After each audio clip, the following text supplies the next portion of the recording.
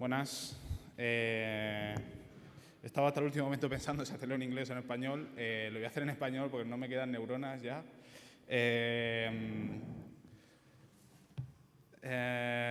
Yo quería hablaros de... Yo pido perdón porque voy a hablar de algo serio después de la semana tan intensa. A cambio voy a intentar hacerlo corto.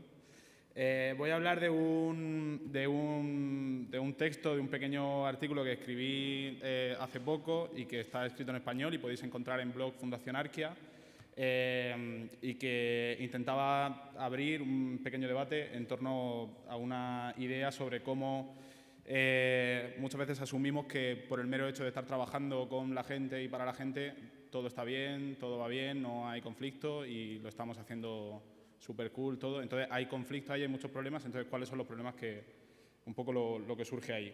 Lo voy a enfocar a mi profesión, a mi disciplina, que es arquitectura, entonces cómo afecta el introducir la participación a arquitectura y diseño urbano. Pero creo que se extiende, esa misma cuestión se extiende a cualquier otro ámbito en el que introduzcamos participación en cualquiera de los proyectos que estamos trabajando.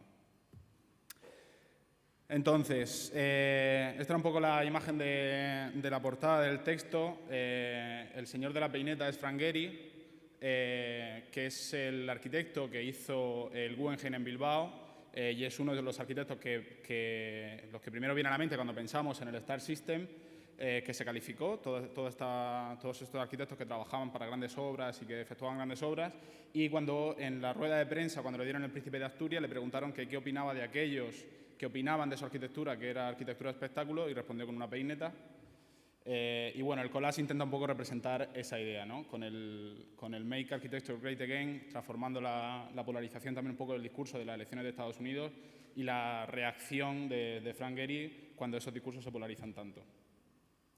Entonces, un poco en contexto, aquí en España veníamos de esa arquitectura tan icónica y después de esa arquitectura tan icónica pasamos a una nueva oleada de arquitectos, arquitectas que tienen un origen en movimientos sociales de base a principios de los 2000, que después se ven impulsados por movimientos globales como 15M o Occupy Wall Street, y que básicamente desarrollan todo su discurso en torno a problematizar aquello que nos ha llevado al desastre, que es el objeto arquitectónico, que es la obra arquitectónica.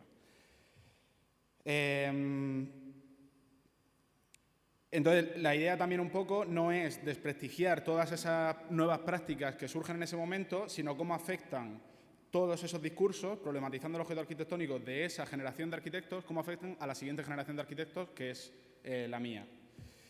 Esa respuesta de problematización del objeto arquitectónico, bueno, ahí veo como tres vertientes. Una es pues, a través de movimiento do-it-yourself o autoconstrucción. Por otro lado, a través de la construcción de no tanto objetos arquitectónicos como tecnologías que habitar, sino dispositivos urbanos como objetos que experimentar, de forma que se le devuelve un poco a lo que el arquitecto produce, se le devuelve esa condición de experimentación de la ciudadanía y de poder transformarlo, ¿no?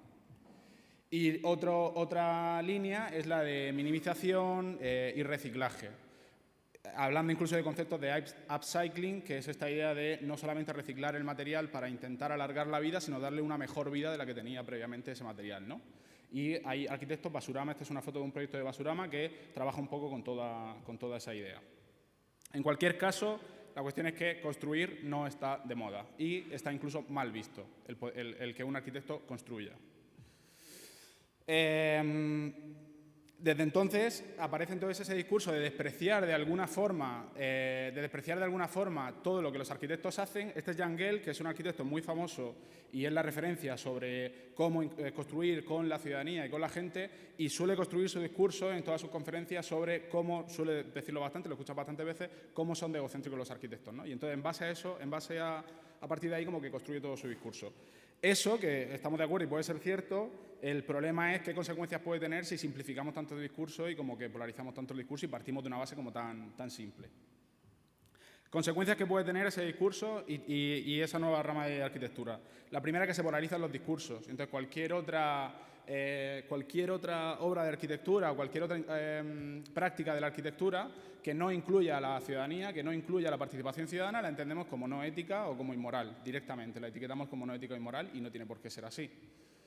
Pero solo entendemos como unos y ceros, o sea, o estás aquí o estás contra mí, ¿no?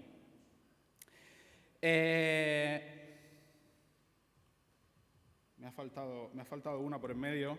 La que me ha faltado era el GIF. No sé si habéis visto el episodio de Los Simpsons cuando el señor Burns se transforma en alienígena y dice, os traigo amor. Pues me ha faltado ese GIF, que venía a hablar de otra consecuencia, que es cuando pensamos que simplemente por trabajar por el bien común, lo que decía antes, todo está bien, ¿no?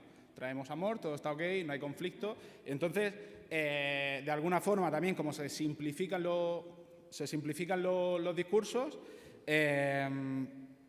y entendemos como un contexto de la participación en el que no va a ocurrir nada malo, todo va a ir bien, no va a haber ningún tipo de conflicto. Hay un libro muy interesante de Marcus Miesen que se llama The Nightmare of Participation que trata un poco ese tema.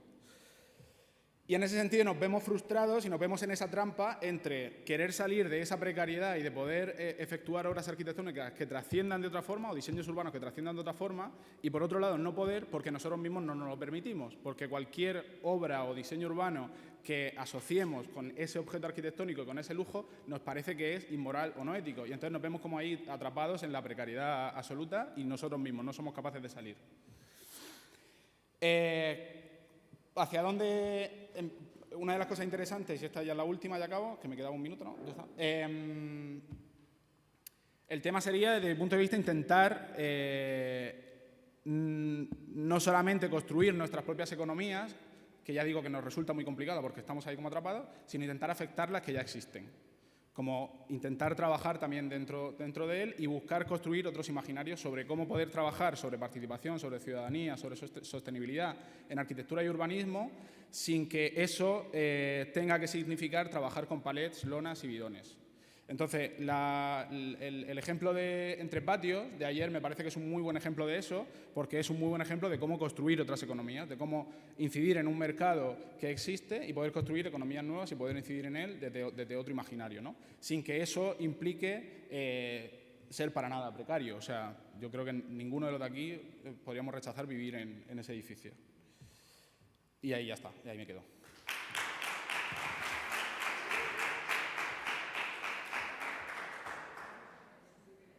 Una más que no sé si ha llegado. Sí. O sea, ¿hay alguien más que quiera, aparte de Richard, que sube ahora?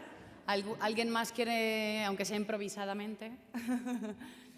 Yo la quería hacer, pero al final no me ha dado tiempo a buscarla. La improviso sin fotos.